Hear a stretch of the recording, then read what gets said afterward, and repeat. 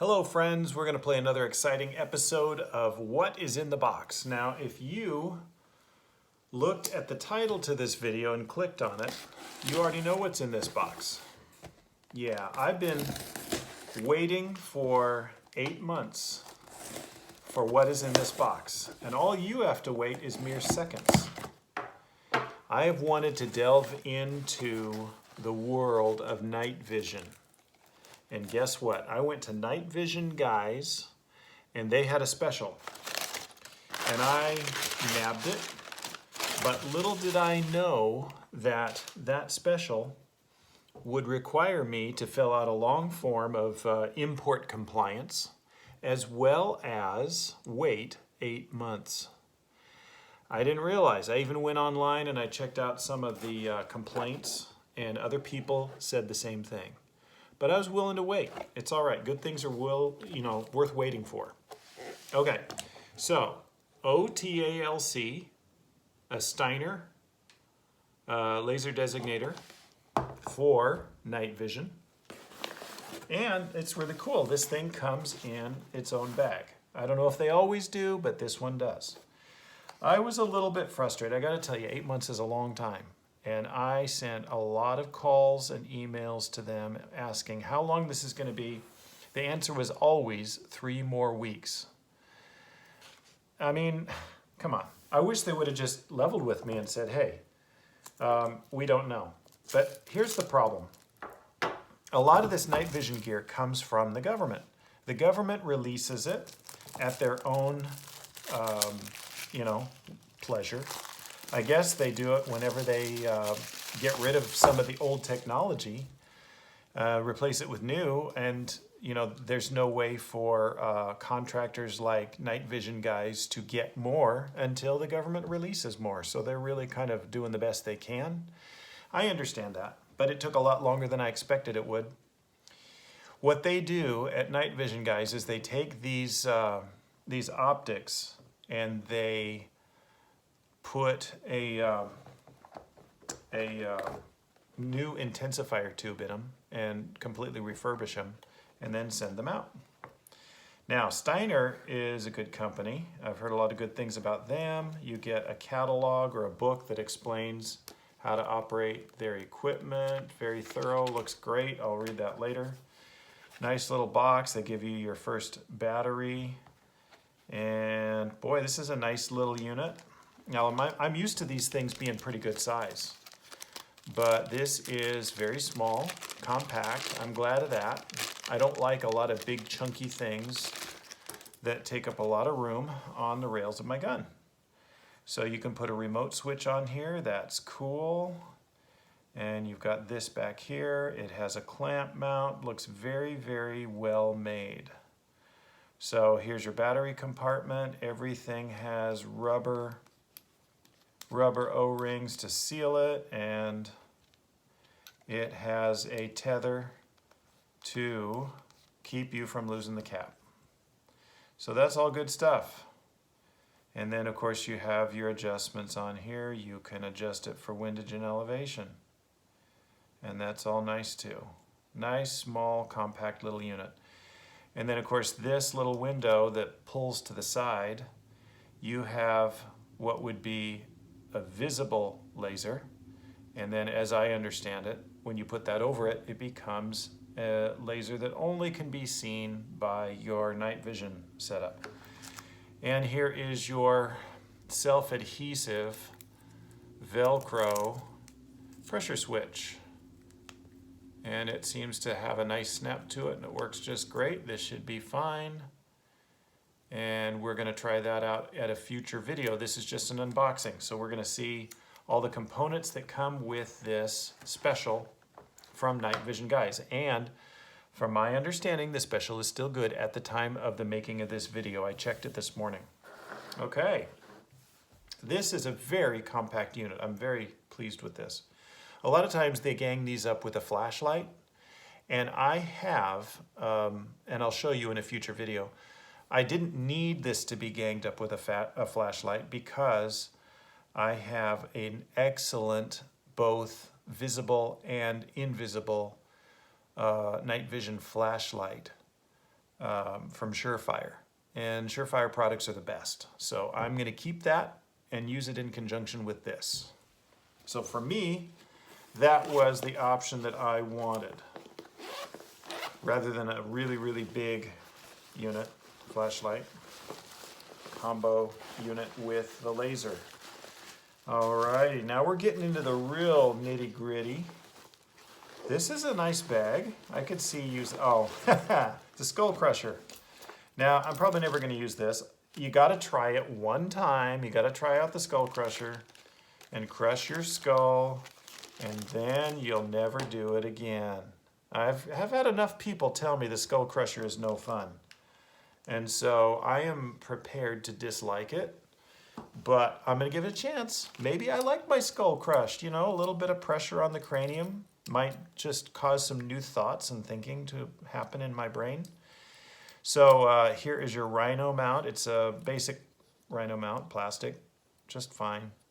You don't want it too strong or it will snap your head off if it gets caught on some branches or something. You want it to be the fail point. If something is going to break, it's better that this break than your neck. There are much more fancy ones out there that you can get online and all kinds of upgrades for these things that you can make as time goes by and you learn what you want. I'm going to be getting a helmet.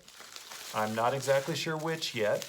Probably it will be just a bump helmet. Some people say that's the best because the ballistic helmets are much heavier and less ventilation. And, you know, think about it. If you're going to get shot, getting shot in the head in the field, it's pretty unlikely. That's one of the smallest parts of your body. So I'm not sure a ballistic helmet is necessary. And here it is. It comes with a pinhole cap. This is great because it protects your unit within from light that is too bright. And I'm sure that they did not include a battery in the unit, because you could accidentally turn it on and do damage to your tube without knowing it. Yes, there is no battery in here. These come in the type that take the long skinny AA battery or the short fat CR123 battery. And here it is. This is the amazing, I've been waiting for a long time for it, PVS14. And I am excited. This is a Gen 3. It is green phosphor. And I think that's why the government's getting rid of these, is they're going to white phosphor. And I guess that's Gen 4. But that's great. I'm glad they're doing that because that allows me to get this. And actually, there's a lot of debate out there, and you might want to weigh in this debate in the comment section. Some people say white phosphor is better. Some people say it's not. Personally, I know that everything I've been taught is that the eye is more sensitive to green.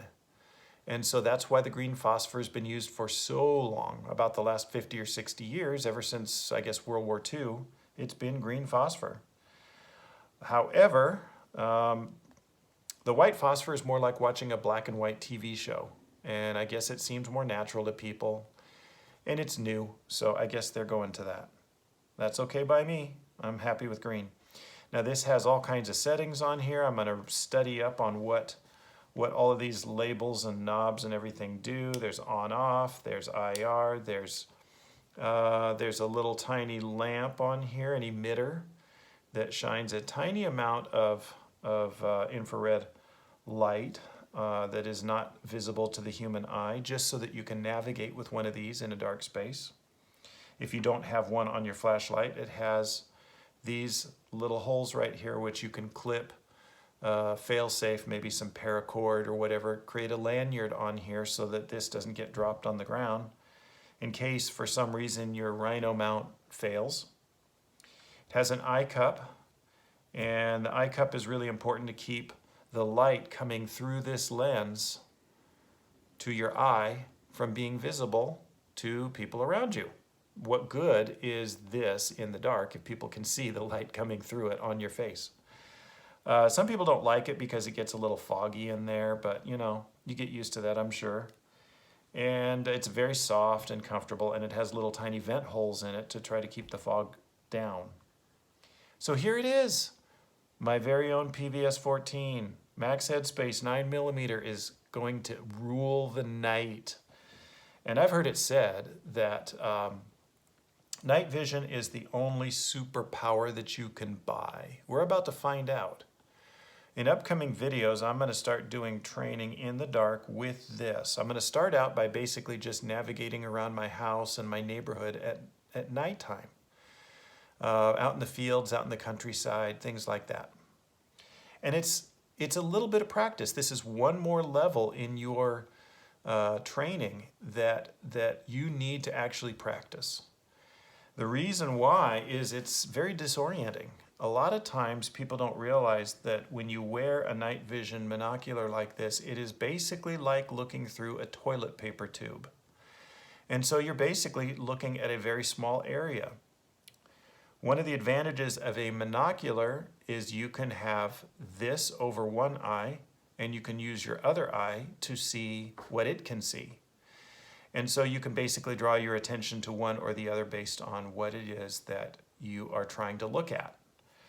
Not every circumstance can be solved with this. You might get to a place where there's enough light to see with your regular eye, and you don't need this. But usually when you're walking around in the city or out in the country or whatever, depending on the moonlight and where you are, there's all kinds of variable lighting. So you're constantly relying on different forms of lighting, different equipment and so forth to just get around. So this is just one more tool in your arsenal to help you, because a lot of people without this night vision gear, they're basically helpless in the dark. And if things go crazy, if the world gets really, really out of control, very likely the power system will go down and our cities will be in the black. And this kind of thing will make all the difference in the world to your being able to keep you and your family safe. So that was my motivation for getting it. And that is my motivation for telling you, you might want to consider it. You want to think of the worst case scenario imaginable and prepare for that. And if it doesn't happen, fantastic. That's a good thing. So it's better to be prepared than to wish you had. With that, I will leave you for now. This is Max Headspace 9mm. Have a good one.